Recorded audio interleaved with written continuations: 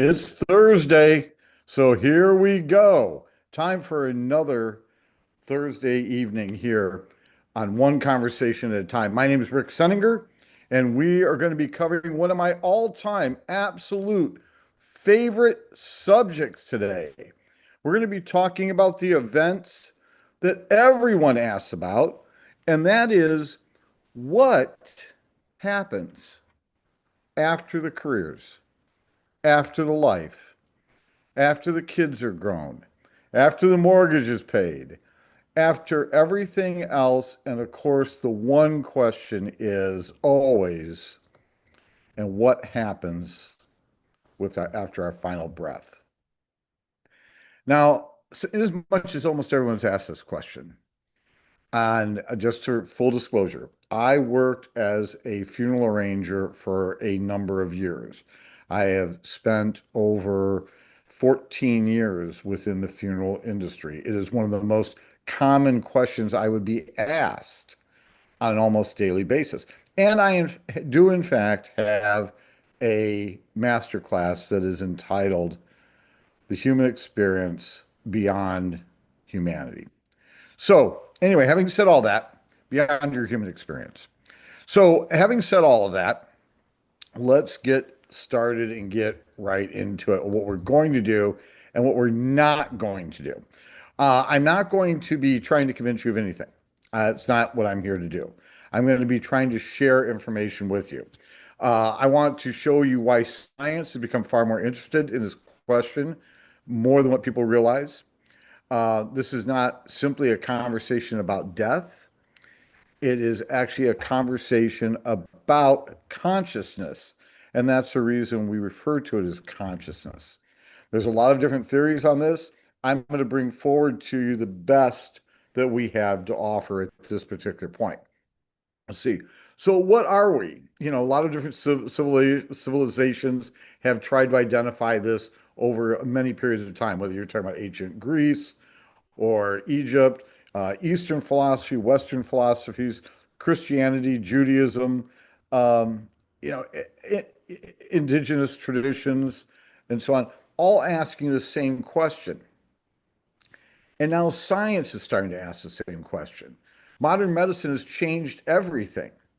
This is why we're able to have things and have conversations about NDEs, near death experiences. Dr. Moody's organization, established over 50 years ago, because of CPR.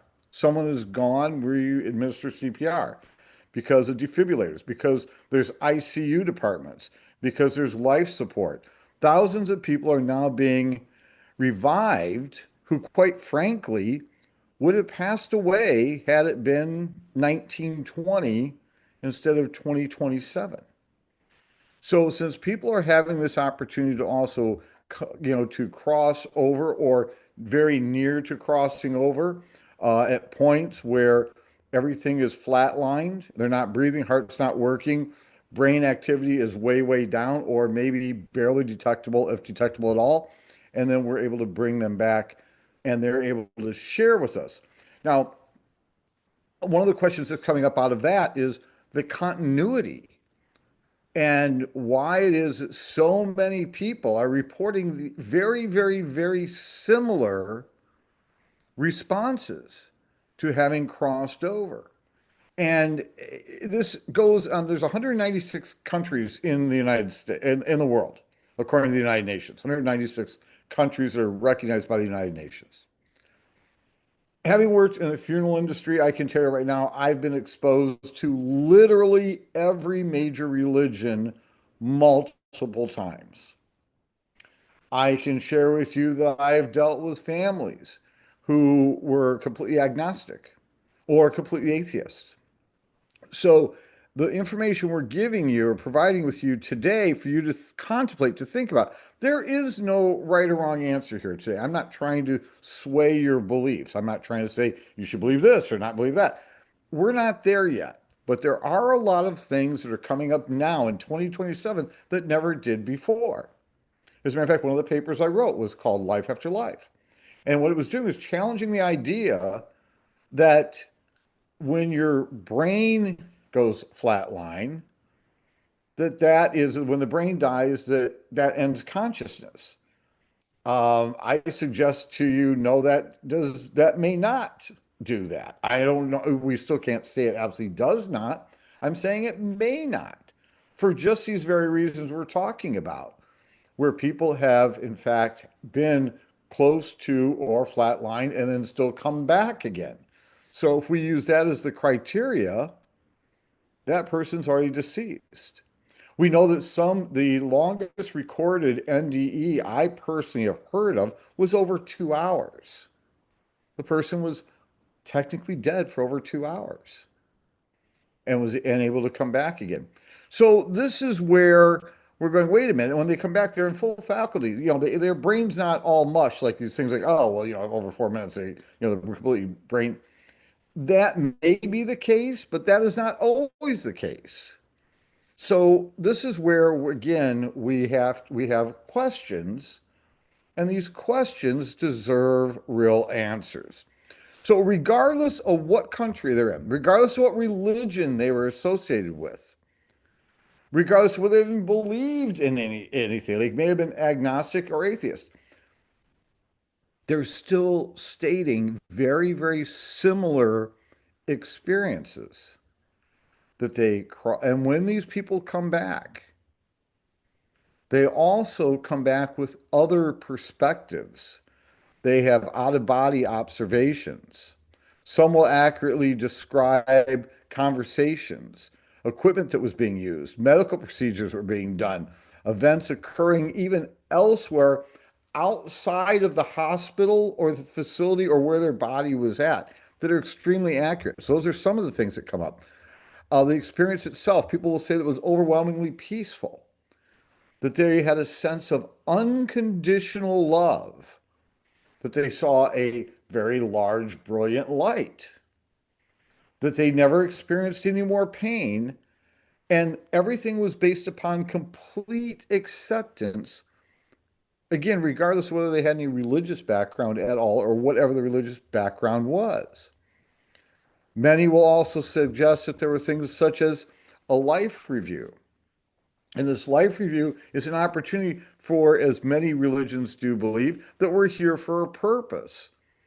And the question becomes, how did we do as far as fulfilling our purpose? And for many people, they feel as though that purpose is the energy of love, of taking care of one another. That is also stipulated, by the way, in the Judeo-Christian Bible. It's also in most every other major religion that we refer to as being the gold standard, right? Do unto others as they would do unto you. So that is a consistency that's in most all cultures anyway. And even atheists and agnostics will acknowledge that, you don't want to hurt other people who are here. So what is, science actually saying about this? Well, that's where we come down to this. Let's separate the evidence from opinions. First off, science is not going to officially conclude at this point that there is life after death. That is not yet established. Dr. Moody, who is the founder of IANDS, International Association of Near-Death Sciences, even himself has said, we don't know for sure by scientific standard. We don't know. Why is it we don't know by scientific standard? Well, to be honest with you, um, one of the requirements for science is that testing and so on needs to be duplicated over and over again. And it has to be duplicated, replicated in places in different places around the world. Well, okay, last I heard, we're only going to basically die once, okay, and not come back. So consequently, that's a little hard to do to try and duplicate. I think that when I pass away, I'm only going to die once. And so consequently, coming back again, repeatedly saying, keep repeating these tests for validation probably is not going to happen. This is what's referred to as empirical data. This is what's referred to as human experience that is so vast and so consistent that why today's science cannot actually determine for an absolute fact, or weigh it or smell it or taste it or do all the things that science or replicate it over and over again, that it doesn't mean it isn't true. It just means that science has yet to prove it. Now, I always use this as an example. See if you can appreciate this, maybe get a little chuckle out of it. And that is, believe me, apples fell from the tree and hit the ground before Newton came up with a formula and named it gravity. It was always happening. It just took that long for somebody to actually get it down to scientific terms. It is my perspective that the afterlife experience or near-death experiences will in fact ultimately be explained at some point. Just because we're not there today doesn't mean that they are not true. Some of the findings do include, though, that the questions such as accurate perceptions during cardiac arrest, consciousness when measurable brain activity appears severely compromised, long-term personality changes after NDEs. People are never afraid of dying again. People are very conscious of how they treat others around them, their pursuit for such things as monetary gains, maybe the newest, coolest Ferrari that just came out, or the 20,000 square foot home, with built-in bar, jacuzzi, and, 12 maids is not something that they're after any longer. But rather being involved with other people and sharing their experiences seems to be a much higher priority to them. They recognize that their existence is much longer because they will be going back to where it was that they've just returned from, and that will be infinite and infinity in every sense of the word, not only their consciousness. Some are even promoting now a philosophy as of late that is that we have always been a spirit, that it's not the brain that maintains the consciousness, but it's the consciousness that actually remains in our bodies and keeps us going, keeps the brain going until we no longer need the body or the body breaks down and then consciousness leaves again. There's a spin for you in some circles anyway. Um, the point is that science is no longer ignoring these issues. They're actually investigating these anomalies, these human experiences, because there are so many of them, you can't just ignore them like they don't exist.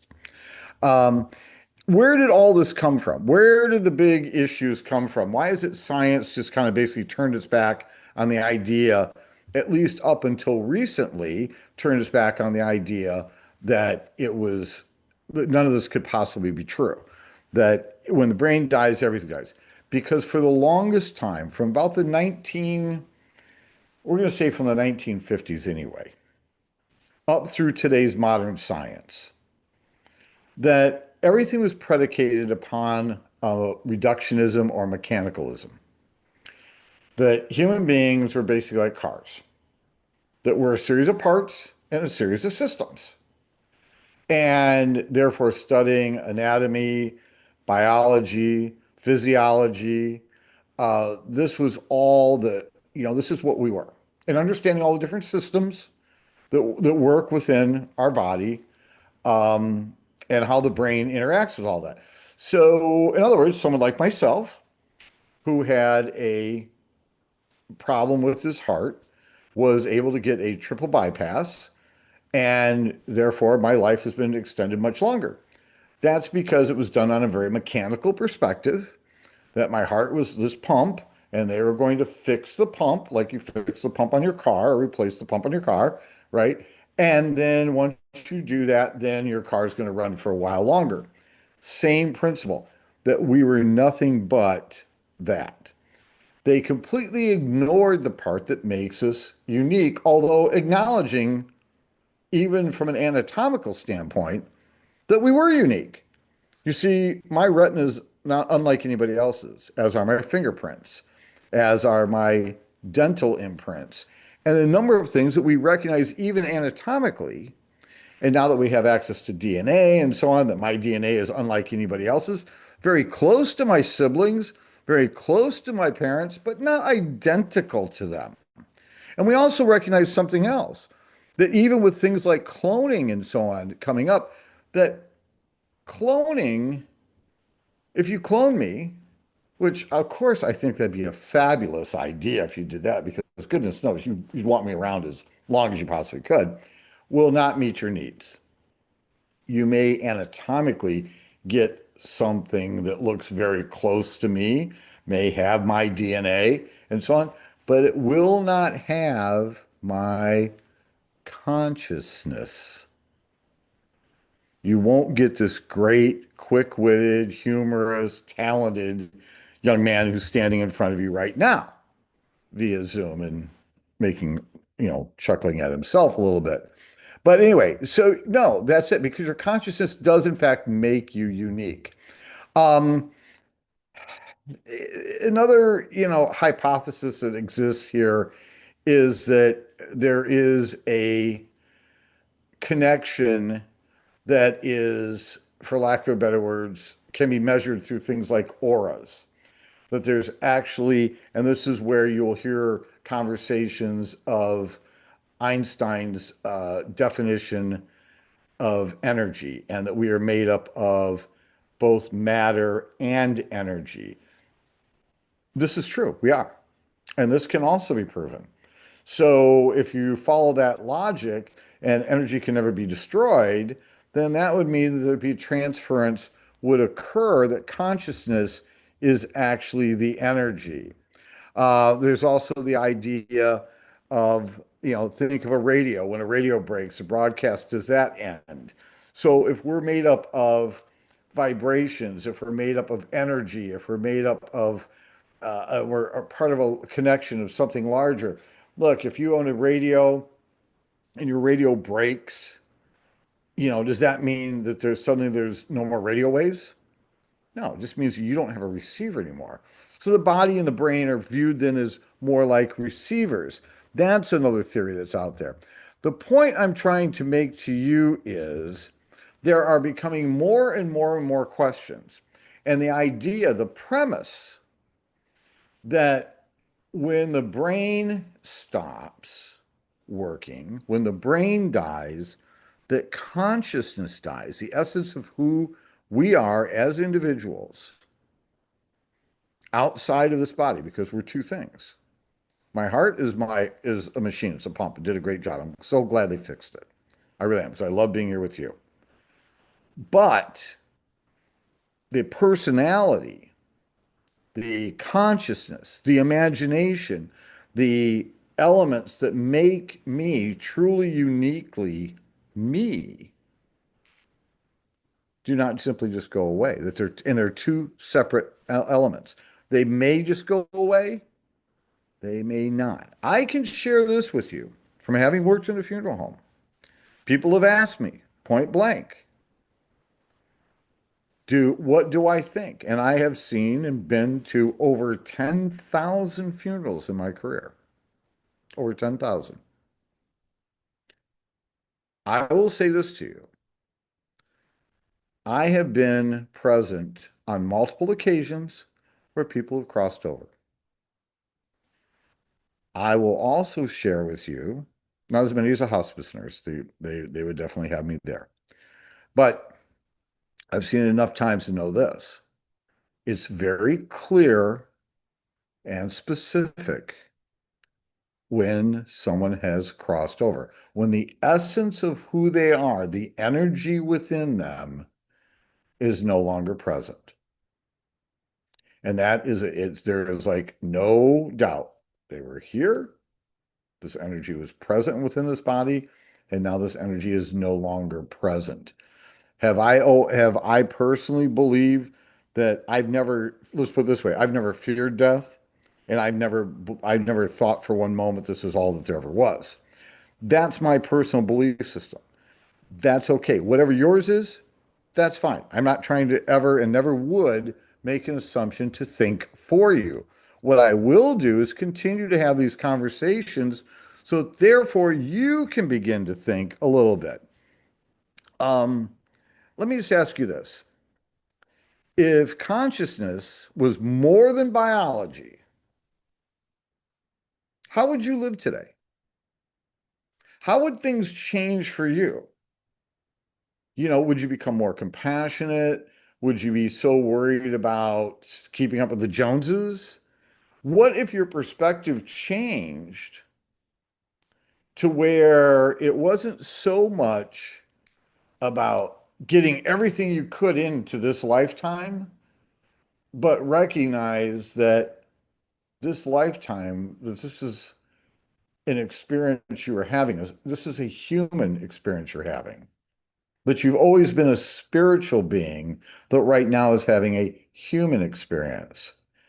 And you came from this energy field, you came from God, you came from the divine, you came from wherever that you're connected to that, always have been and always will be, and that you're currently occupying this body, and then you're going to return back to that. And therefore you thought of your, 80, 85, 90, 100 year lifetime as being just a experience for you to bring something and to learn something. Hmm. Brings up a great question, doesn't it? And how would you view life differently then, or would you? Would you be less fearful? Would you be more forgiving? Would you be nearly as concerned about taking about having all these possessions when you knew everything was going to be very temporary? Whether near-death experiences ultimately prove anything or not, they invite us to ask these questions. So there's the moral ethical questions. There's also the medical questions. There's the entire perspective on life. So tonight, I have not asked you to abandon science and quite the opposite. What I am asking you to do is to embrace science at its very best. Be curious about these things. Be open to new ideas and look for evidence-driven events and reports as they're coming out. Be willing to investigate things. Be willing to be open to things. Don't be so worried about trying to maintain a status quo. You don't want to be the last person that still thinks the world is flat. Okay? That's not that's not where you want to be. Um, you want to be able to look at things and accept things if they change, to be able to accept the change. Look as more and new information. Also look as an opportunity, maybe, to evaluate the important things in your life. Now, if you like this conversation and it interests you, if you're fascinated about human behavior, consciousness, understanding the human experience, if you'd like to speak with me more about near-death experiences, my time working in the funeral industry, myself as a certified grief counselor, which I am, then please visit tiphypnosis.com. You can download the free resources. We have them there. You can subscribe to us here on YouTube. You can join me right here for our one conversation at a time on Thursday nights live, or you can watch the replay anytime you want to on YouTube. Because understanding yourself and understanding this human experience and those of us who are around each other and share information with each other, to our family, to our friends, the more we know, the better we think, the more clearly we think, the better decisions we will make, the better relationships we will have, the better life we will enjoy. And joy is what we are all looking to have. My name is Rick Senninger. It has been an absolute pleasure being with you tonight. I hope this was insightful, and I hope it brought up a few questions, and I hope that you will think to give me a call. I'll look forward to hearing your story. In the meantime,